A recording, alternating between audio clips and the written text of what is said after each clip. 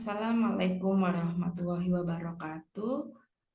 Pertama-tama, perkenalkan nama saya Anissa. Saya adalah mahasiswi Magister Manajemen Fakultas Ekonomi dan Bisnis Universitas Gadjah Mada. Dalam kesempatan kali ini, saya akan mempresentasikan tesis dengan judul Analisis Strategi Badan Pemeriksa Keuangan atau BPK dalam mendorong pencapaian target Sustainable Development Goals atau SDGs di Indonesia. Berikut adalah sistematika dari penulisan tesis. Menginjak pada bab 1 yaitu pendahuluan, penelitian dilatar belakangi oleh adanya agenda global yaitu Sustainable Development Goals di mana dicanangkan dalam resolusi PBB nomor 70 di mana pada bulan September tahun 2015 para pemimpin negara di dunia berkumpul di markas besar PBB di New York untuk menyepakati adanya agenda pembangunan baru yaitu Sustainable Development Goals yang berfokus pada 3 area pembangunan yaitu ekonomi, sosial, dan lingkungan. Pada dokumen resolusi tersebut juga ditetapkan mandat badan pemeriksa dalam melaksanakan follow up dan review SDGs di negara masing-masing. Kemudian bagaimana di Indonesia? Di Indonesia telah terbit Perpres 18 tahun 2020, di mana Perpres tersebut mensinkronisasi dari tujuan pembangunan nasional ke dalam SDGs. Bagaimana posisi BPK dalam hal ini? Sesuai dengan mandat UUD 45, BPK adalah satu-satunya lembaga yang diberikan mandat dalam mengawasi, memonitoring pelaksanaan pembangunan nasional. Bagaimana pencapaian target SDGs di Indonesia? Sesuai data global SDGs dan Bappenas, pencapaian target masih menunjukkan below the average. Dan apabila dilihat dari pelaksanaan pemeriksaan yang telah dilakukan oleh BPK berdasarkan data IHPS, pemeriksaan dedicated SDGs masih perlu ditingkatkan. Lalu setelah kita mengetahui latar belakang, berikut adalah tujuan penelitian yang telah ditetapkan. Assalamualaikum warahmatullahi wabarakatuh.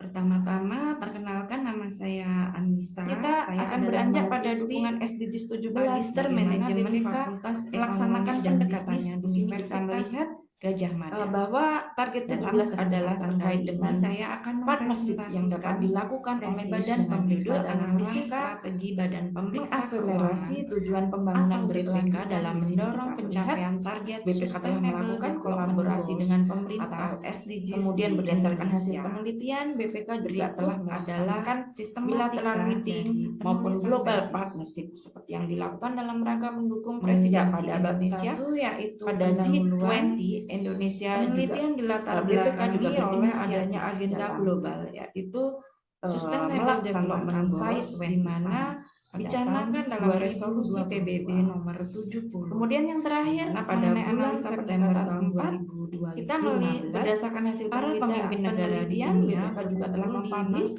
Sustainability Report New York untuk menyepakati yang digunakan adalah agenda pembangunan baru. Pada laporan ini dapat dilihat bagaimana yang berfokus pada 3 badan pemeriksa itu dalam operasinya melaksanakan pada dokumen resolusi tersebut ketentuan juga dalam operasinya sesuai dengan mandat badan pemeriksa dalam melaksanakan follow up dan review SDGs di negara masing-masing. Kemudian menginjak analisa di Indonesia telah terbit yang berikutnya yaitu mengenai kendala dan strategi yang dihadapi oleh organisasi dalam melaksanakan strategi mendorong pencapaian target SDGs ke dalam SDGs. Di sini berdasarkan hasil penelitian terdapat keterbatasan sumber daya dengan mandat UUD 45. BPK adalah satu-satunya letak geografis Indonesia karena yang diberikan mandat negara besar, negara kepulauan di mana diperlukan tools-tools untuk mereview pencapaian target no one SDGs left di beyond area di Indonesia sesuai data global hal ini SDGs harus dan disesuaikan dengan pencapaian kapasitas target pemeriksa dalam pemeriksaan menunjukkan SDGs. below the Kemudian silot average style di mana di dan sini apabila apabila dilihat dilihat dari dari pelaksanaan pemeriksaan yang telah dalam dilakukan oleh form BPK sektor-sektor maupun berdasarkan kementerian, data sedangkan untuk IHPS, pemeriksaan SDGs pemeriksaan ini dedicated diperlukan interconnected SDGs goals. masih perlu Nah, dalam hal diperlukan. ini masih Lalu, dimungkinkan setelah adanya kita mengetahui latar maupun belakang pelaksanaan adalah pemeriksaan tujuan SDGs penelitian yang yang masih telah berkarakter diimplementasi. silot style di antara Di sini berdasarkan hasil penelitian diketahui kemudian kita akan terdapat lihat sumber upaya daya dan penguatan kapabilitas BPK unsur apa harus saja yang menguatkan dimiliki mandek oleh dengan penyusunan organisasi standar, yang panduan, memiliki dan competitive juklak advantage dalam pada melaksanakan organisasi pendekatannya. pada strategi Kemudian organisasi transfer of sehingga dapat knowledge berkelanjutan. diperlukan tidak Di hanya sini yang pertama saja adalah pada mandat auditor-auditor kunci. Karena Berdasarkan hasil auditor-auditor penelitian, kunci narasumber ini mampu mampu menggerakkan BPK perencanaan pada dan Undang-Undang pelaksanaan Dasar pemeriksaan 45 SDGs di sebagai BPK. sumber daya dan Transfer of kapabilitas knowledge juga kunci diperlukan bagi terbesar future mandat auditor, ini, memberikan di mana berdasarkan kesempatan data seluas-luasnya dari Biro bagi SDM, organisasi auditor BPK untuk dikonsentrasi mensejahterakan oleh generasi masyarakat milenial melalui dan pendekatan Gen Z, di SDGs-nya, mana dan mandat ini berada generasi di ini memiliki nature peraturan keterbukaan tertinggi di teknologi Indonesia, kreatif, yaitu dalam hal Undang-Undang ini Dasar merupakan potensi 1044 besar bagi pengembangan pendekatan-pendekatan SDGs. Kemudian BPK. di sini juga Kemudian independensi keuangan diperlukan bagi terdapat BPK sumber daya untuk manusia, melaksanakan di mana strateginya. sumber Yang daya terakhir, manusia BPK auditor BPK menggiatkan sangat pelaksanaan besar dan pemeriksaan terlatih. tematik Yang terakhir nasional. adalah Karena manajemen. dalam pemeriksaan Berdasarkan tematik hasil nasional penelitian ini diketahui dukungan kelengkapan BPK kerja yang dimiliki memeriksa oleh tujuan BPK pembangunan dapat nasional di mana digunakan terdapat sebagai kompetitif berbagai advantage macam organisasi sektor dalam melaksanakan strateginya. dalam hal Karena ini manajemen unit BPK kerja dapat sangat melakukan di mana di sini ada penelitian dan prioritas pengembangan sebagai pemeriksaannya penguatan sekaligus organisasi pemeriksaan maupun giroteknologi. SDGs. Kemudian terakhir kita menginjak pada bab 5. Bab 5 adalah kesimpulan dan rekomendasi penelitian. Di dalam rekomendasi penelitian, berdasarkan hasil penelitian dapat disampaikan antara lain BPK dapat mengakselerasi independensi keuangan untuk dapat membiayai pemeriksaan maupun operasional manajemennya, knowledge transfer baik pada auditor kunci maupun future auditor, kemudian mengembangkan partnership baik secara internal maupun eksternal, kemudian BPK dapat mengoptimalisasi secara teknis kinerja tim sentra SDGs di BPK karena tim ini sudah dilengkapi oleh tools-tools antara lain kajian, advokasi, dukungan pemeriksaan, maupun capacity building, di mana hal ini merupakan titik-titik tantangan-tantangan dari penerapan strategi BPK di masa yang akan datang.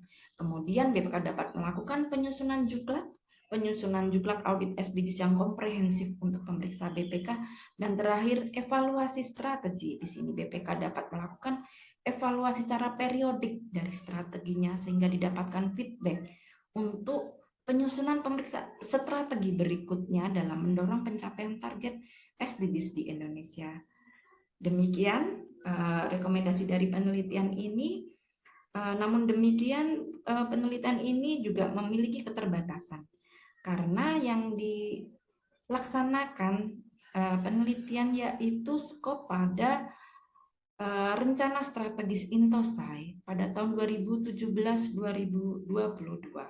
Untuk itu dapat disarankan bagi pemeriksaan selanjutnya untuk dapat meneliti strategi BPK khususnya pada sesuai dengan pendekatan yang sudah ditetapkan berdasarkan Intosai pada rencana strategi Intosai pada tahap berikutnya. Demikian